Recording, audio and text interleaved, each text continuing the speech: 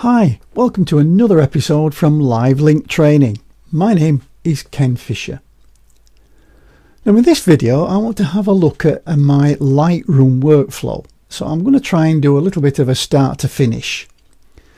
Now I've picked this image from a shoot I did recently at Worsborough Mill near Barnsley, and it was an evening shoot. I'll just double click the thumbnail just to bring it up full screen. We can see here that it's pretty dark. Okay, well it was getting dark, but let's see what we can do with this as an image from what is probably at the moment a bin shot to see if it's something that I could rescue. Okay, well we'll take it into the develop module. We can go up here and click on develop, or we can just press the D key to take it into develop module. And we'll start off with the treatment. Well, we want it in colour to start with, and now we've got the white balance. Okay, there's not much we can see with the white balance. I could try the white balance dropper and just see if we can get something that's grey. I think there is a little bit of grey in there. Just give that a go. Oh, that's warmed it up a little bit. Okay, I'll leave it at that for the time being. We can always come back and change it. Now I'm going to have a look at the tone sliders. Now we've got an exposure and contrast, but I'll leave them for the moment, and I'm going to go down. My first protocol is the shadows, so I'll move that over. Yeah, it's brought me a little bit of detail, which is, I think, looks okay, but I'm at 100. I'll try the blacks, see if that lightens it up a little bit more. Yeah, and then what I do is I'll finish off with the exposure, because it tends to be a little bit of a big hitter. You don't need much and it blows everything out, so I tend to do everything else first, and then if I need it I'll just tweak it a little bit with the exposure slider. Now when you make big sweeping movements with any of the sliders, it does tend to flatten the image out, so to contra that I'm just going to add a little bit of contrast. Now down to the presence section, and I've got my clarity. Now I do like a bit of clarity. Now if you go too far it does tend to make it a little bit HDR-y. I don't want it that far, but I just want to just pull a little bit of detail out, so I'm going to go for about 30 odd on the clarity. And then a bit of vibration, which is vibration and saturation. I tend not to use saturation that much. I do tend to get a bit better response out of vibrance. That's just brought the colours, just richened the colours up a little bit, so I'm not going to use the saturation at all on this occasion. Okay, I'm doing okay. I'll press the Y key to show you before and after. I think we're going in a good direction here. Now I've got my highlight slider. Now I have got some highlights and they are looking a little bit blown. So what I'll do is I'll pull them highlight slider down, and what it'll do is it'll darken everything, but it'll put a little bit of detail back in these windows. Probably not as far as that. And then I'll maybe just tweak my exposure a little bit. Something like that. Well, yeah, I'm liking this. Now I'd like to make a little bit of a feature of this red light that's hitting the side of the house.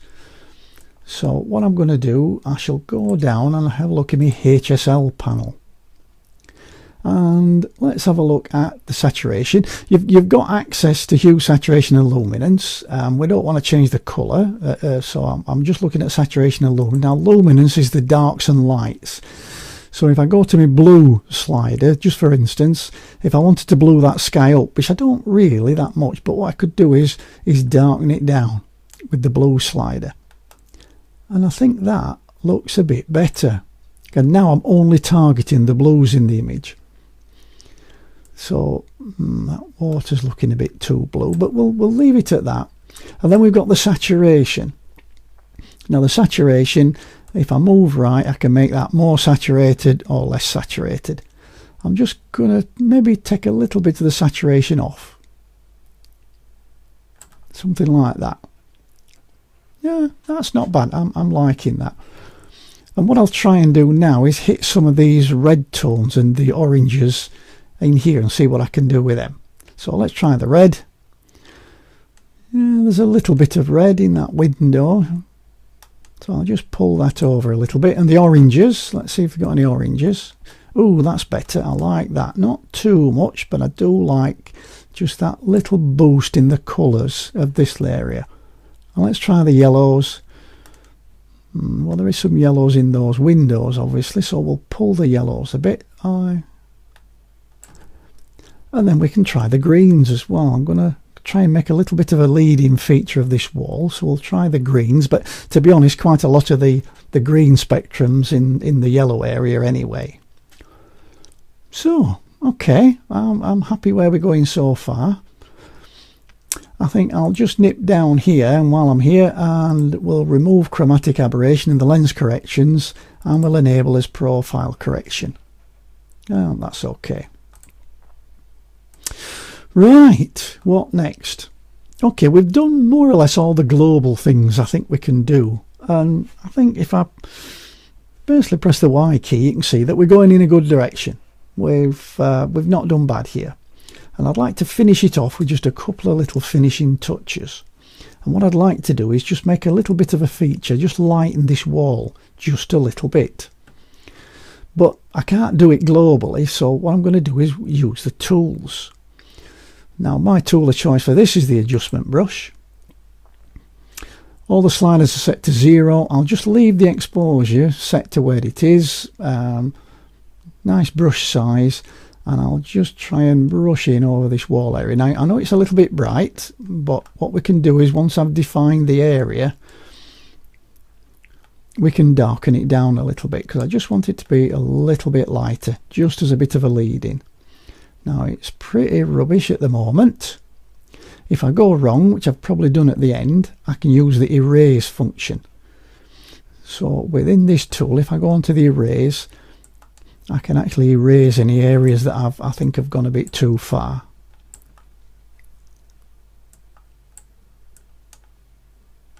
Okay, now what I'll do is I'll bring down that exposure. I don't want that wall to be too bright, so I'll try the little bit of contrast, and I'll try the shadows first.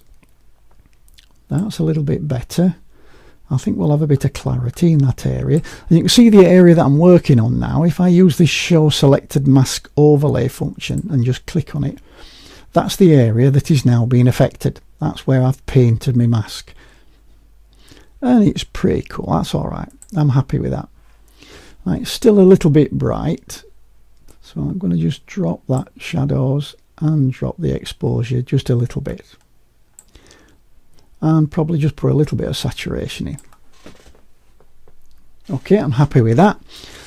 Now I'd just like to bring out a little bit of detail in the underside of this wall, so I'll use a new adjustment for that. And again, I'll leave the exposure set just for now, and I'll just run along this wall, something like that. Again, if I've gone too far, I can use the eraser and just knock off any parts where it's spilled over. Again, it's a little bit much, so I'm going to bring that exposure down a little bit. Maybe try it in the shadows, a little bit of clarity, just to give it a little bit of detail. Okay, I think we're cooking with gas. I'm quite liking this. So now we'll close that tool down. We'll have a quick before and after, pressing the Y key.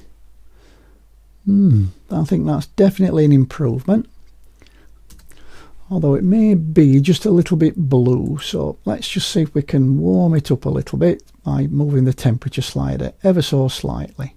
Not too much, just a little bit. Right, that's much better. I'm happy with that. Now I'm looking at it now, I think it could do with a little bit of straightening. You can see we've got a little bit of a perspective going on here. So I'll just see if I can straighten it with the crop tool. This is the crop tool here. And I'll just hover outside and just click and drag it round a bit till I can line it up with one of the verticals. I think that looks a little bit better. And then I'll double click to accept that crop. Yeah, I'm happy with that. Right, final thing I think is let's just see if I can just enhance this yellow little area here a little bit.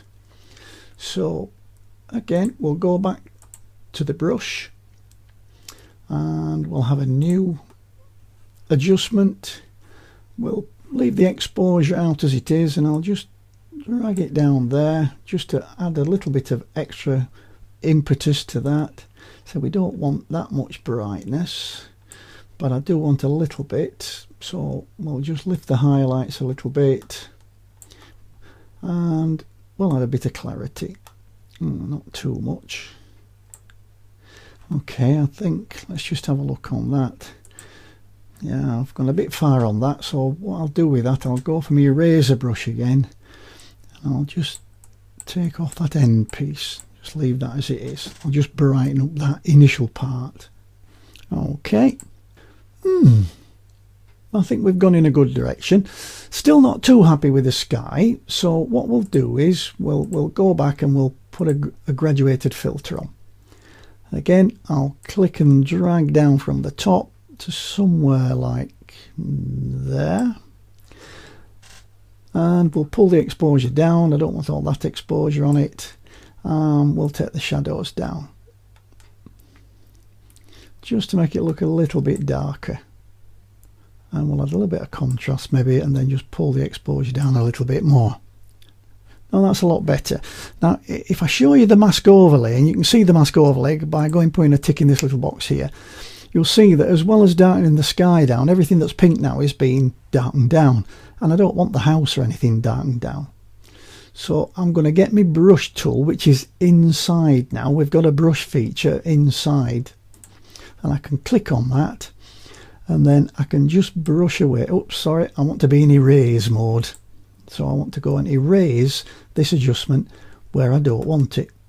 So I'll have a slightly bigger brush, and I'll just erase it. Now it's quite processor intensive this, so you may get a little bit of a delay like I'm getting, but I'm just trying to erase it from the areas that I don't want, which is obviously the house here and the roof and the chimneys.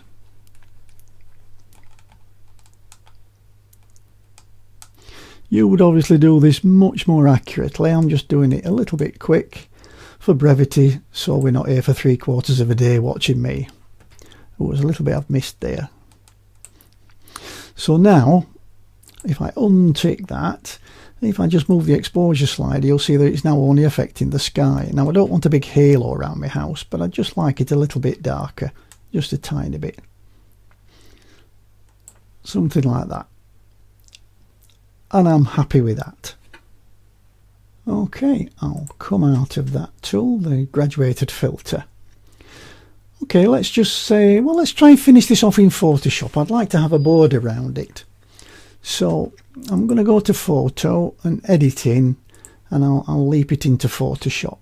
And I'll edit a copy so that it'll bring it back as a copy. And here we are in Photoshop. I'll just Control and minus just to zoom out a little bit. Now I'm going to extend the canvas. So to do that, let's just get rid of this as a background, and oops, and we'll have a new layer, and we'll drop it underneath. And what we'll do now, we'll make the canvas bigger. So I'm going to use the crop tool, and I'm just going to click on the corner and drag that out, click on the bottom corner and drag that out, and then this must be a little bit bigger like that, and I double click to accept it, and I've now got my image in the middle of a larger canvas. So I'll go and get my move tool, and I'll position it somewhere like that, and then I'll click on my bottom layer and I'll fill this. So let's fill it with, let's say, foreground colours black. Really great keyboard shortcut is Alt and Backspace for fill from foreground colour, and that fills that background with black. I'll just Control and minus just to zoom out a little bit. And now I'd like to pick out, if I could, this image with a little stroke around the outside. So for that I'm going to use an effect. So I'm going to click on that top layer again and double click in this little area at the end here to bring up the layer styles panel. And what I want is a stroke. There it is. Now that's a bit thick for me, so I'm gonna, let's go here, that's 40 pixels, so I'm gonna drop that down. I'll just like a nice little faint light just to pick it out from the background. That's okay with that. Click OK. Now I'd like some text to finish it off, so I'm gonna grab my type tool, my horizontal type tool. I'll make sure that it's, well, let's say white so it stands out. And then I'll click to set myself off. I'll do Wurs. It's a funny one to spell this. Wurzbruch Mill